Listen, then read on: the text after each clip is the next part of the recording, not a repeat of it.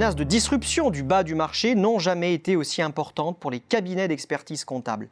L'essor des cabinets 100% en ligne et des offres des legaltech y jouent pour beaucoup, attirés par un marché des services de comptabilité encore attractif. Il faut dire que la demande est là, récurrente et solide, grâce à un tissu d'entreprises qui ne cesse de s'élargir sous l'effet des nombreuses créations. Les entrepreneurs cherchent aussi à être accompagnés dans le maquis français des déclarations fiscales et sociales et du droit du travail.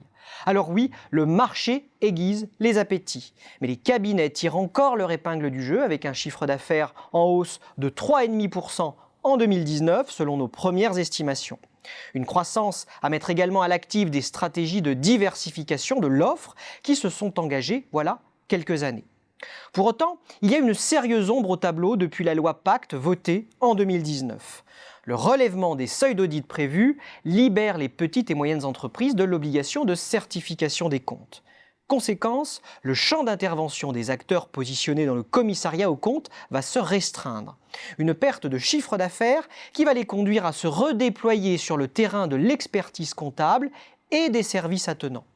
Tandis que la concurrence se renforce dans les services réglementés, elle risque aussi de se propager aux non réglementés sur les métiers du conseil, car le législateur a donné des gages aux commissaires aux comptes en mettant fin au principe de séparation de l'audit et du conseil sous certaines conditions.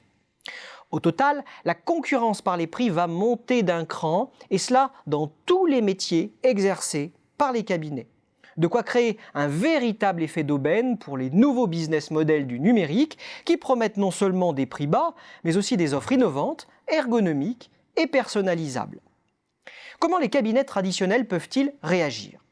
Il leur faut d'abord s'emparer à leur tour des technologies numériques afin d'automatiser les tâches les plus chronophages sous peine de disparaître. Les petits cabinets indépendants, eux, ont le choix de se regrouper dans des structures comme ATH, France Défi ou Eurus.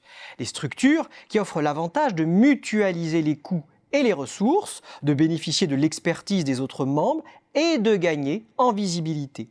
Les structures de taille intermédiaire, elles, chercheront plutôt à enrichir leur gamme de prestations. Une stratégie qui passe par des partenariats avec des cabinets d'avocats, des fonds d'investissement ou des gestionnaires de patrimoine afin de limiter les coûts et les risques. Quant aux géants de l'audit, ils sortiront probablement renforcés des évolutions législatives récentes, ce qui devrait les conduire à accentuer encore davantage leur travail de consolidation.